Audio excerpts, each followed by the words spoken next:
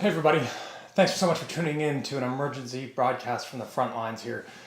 We are celebrating this week National Nurses Week, and I know how much we always appreciate and recognize our nurses, but I also know that I think none of us have ever felt more grateful uh, and have a deeper appreciation for what our nurses are doing on the front lines of this crisis each and every day, caring for those of us that are sick, our loved ones, making sure that we're getting through this as best as we possibly can. And so we wanted to take a moment and hear from one of those nurses on the front lines. Sarah Miskinis is a nurse at Brigham Women's Hospital. She's going to tell us a little bit about what's being a nurse in the midst of this crisis, how her daily routine has changed, and what it's like trying to make sure that you can care for the loved ones of folks that are sick, respond to those patients and their families, and care for her own. So, Sarah, we are so grateful for all that you do, and can't wait to hear from you. Take it away. Sarah, thank you again so much for joining us. And just let's start just at the basics here. As a nurse at Brigham Women's Hospital, what is it that you're seeing on a day-to-day basis here? And how has your life changed with the onset of COVID-19? So I work in an inpatient unit at Brigham Women's. We used to be an oncology unit, but as the COVID-19 hit us harder and harder, they needed more floors to open as a special pathogens unit. So we've been a purely just COVID-19 patients for the last month or so.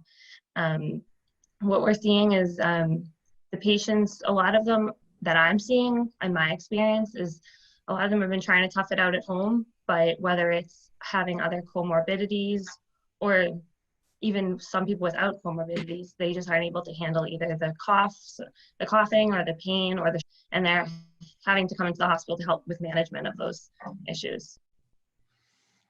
And how busy has the hospital been? Are you guys, from the reports that I've seen, numbers as of this week are finally starting to tick down a bit, meaning that the social distancing and the procedures that the general public has engaged in have started to bring that curve down. But I assume, just as you said, your department has shifted, that it's just been, I assume it's been crazy. Yeah, I mean, the last few weeks have been like nothing we've ever seen. And a lot of that has to do with just the shift in types of patients we have. A lot of us are taking care of patients that are what we're used to, what we're trained in. No one's been trained in this, so we're kind of learning on the go. So that's what kind of made it so hectic in the beginning. But over the last few weeks, everyone's come together. We're learning so much from other floors who opened as special pathogens units before us. And luckily, we've been able to kind of take it in stride and learning new things every day. And it's become a well-oiled machine over the last few weeks, luckily. And we've seen some reports out there from folks that say, hey, this is just like the flu. It's not so bad. People get through this. People pass, the flu can be fatal too. Obviously, yes, the flu can be fatal too, but this virus is multiple, we don't know exact figures yet because we don't, there's still a lot we don't know about it, but it appears to be far more contagious than the flu, far more deadly than the flu, far longer than the flu, far more severe than the flu. And so given that, what advice would you have for the general public that the simple kind of precautionary measures we can take to make sure you're keeping yourself safe and your loved ones safe and don't have to end up in the hospital for a couple of weeks? As hard as it's been to social distance and to wear masks out in public, believe me, I don't love wearing a mask for 12 hours straight at work. It's obviously working. Like you said, this is the first week that we've seen some drops in the numbers, which we feel that at work too. We're seeing people discharge every day with COVID-19, and it's amazing to see. And I think like we're hearing on the news and everywhere, if we open up too soon, it's just gonna come back in full force. We need time to still get some of those people out of the ICU down to our step down units and get those people out the door. We still have plenty of patients taking up beds. If we open up too soon, we're not going to have space for everyone again. It's just going to be the same issue all over again, from what I understand. I'm no expert in this, obviously, but just from what we're seeing day to day, the social distancing and the masks are working. So if we can continue it, why not continue it just for a few more necessary? And what are you hearing, if anything, and understanding there's obviously privacy protections here, but what are you hearing from patients that end up being in a hospital for a couple of weeks, knowing that they've got no one's ever had before, and that the entire world is struggling to respond to? I assume people are not just sick, but they're also scared, right? They are scared, and I think a huge part that makes them so scared too is they can't have their families there. Some of these people were trying to stick it out at home to be with their families and to have support. Now we've become their support in the nursing sense, but also in their only social contact in the day. And that's been really hard for people, of course. So. And how has this, because I assume it must have, you were dealing with a certain set of patients beforehand, patients that were very sick, obviously patients that required significant and highly skilled medical attention, but a different subset of patients. How has your own daily routine changed? I know you've got a little one at home, with regards to protections that you have to take to protect yourself and protect your family. How has that changed given all of this? Yeah, we've kind of all started taking advice from each other, and basically a lot of us are doing as much as we can to protect our families. So even if everything isn't necessary, where a lot of us are going the extra step. Before I leave work, I change my clothes, I change out of my scrubs, I change my shoes, I leave my clogs at work before I even get into my car.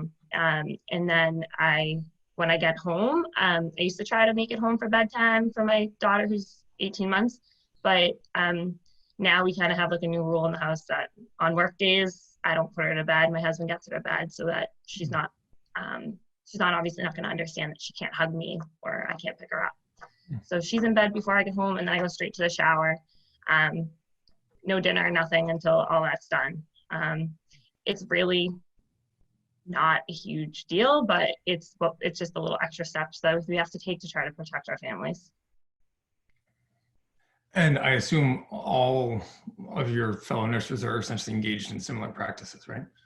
I think so. Actually, I know, yeah, we're all waiting in lines to use the bathrooms before we leave work, and not everyone has the same scenario. You know, a lot of people don't have roommates, that their roommates have moved home, or other strange situations. Not everyone has kids at home, but everyone is doing their best to just kind of keep anything that could have gotten on them, or it stays, as we're told, this can stay on your scrubs or your shoes for hours. So we're just trying to keep everything at the hospital.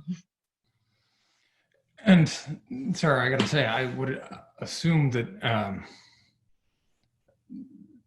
the last several weeks now, you were saying before, you work 3 12-hour shifts, right? Mm-hmm. Is that right? A week? Yep. And so I would assume that, just given how challenging this virus is, that those are some pretty long days. Yeah. And I would assume that doing this, our healthcare system was meant to be able to withstand some pretty enormous disruption, but most of that was designed to be kind of these, as they call it, mass casualty events, something for 24 hours, not something for 8 weeks of right. This kind of surge level of attention and effort. I just have to assume that that's been, there's parts of that have been really trying. What keeps you hopeful through all this? Well, it's been amazing watching just the outpouring of support we've gotten from the community. I mean, we're just doing our jobs. Obviously, there's been a lot more focus on our job lately, which is kind of cool, but we are just doing what we do best, and it's caring for people. But the community coming out, and they've been donating masks, face shields, even surgical caps, something that I never realized would be so helpful in my day-to-day job. I don't usually have to wear one.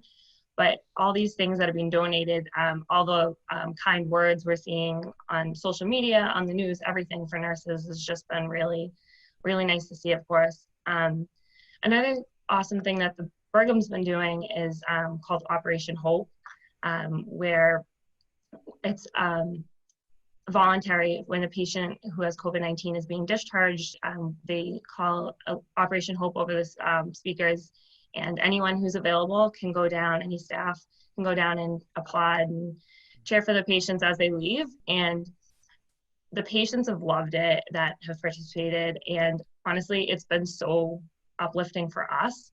And then if you're too busy and you can't go down, you still know one of those is happening. And some days there's like 5 Operation Hopes over a few hours. And it's just amazing to hear like these people are getting home and they're going to be okay. And the rest of us are going to be okay. And it's been really inspiring to see all that and see everyone come together in these tough times.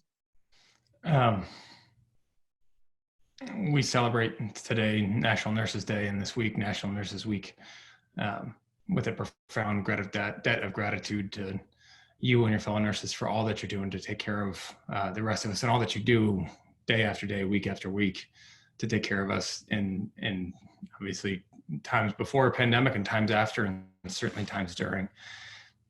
Any last piece that you would want people to know about this moment and about what you've been doing and what you've been seeing and that pathway forward?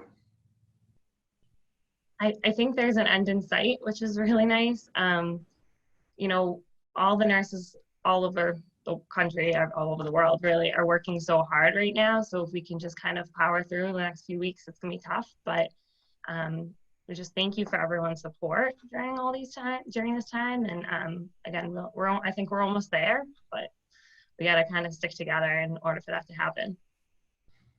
Sarah, thank you for all that you do for us every single day. Grateful to you and your family. Thank you very much.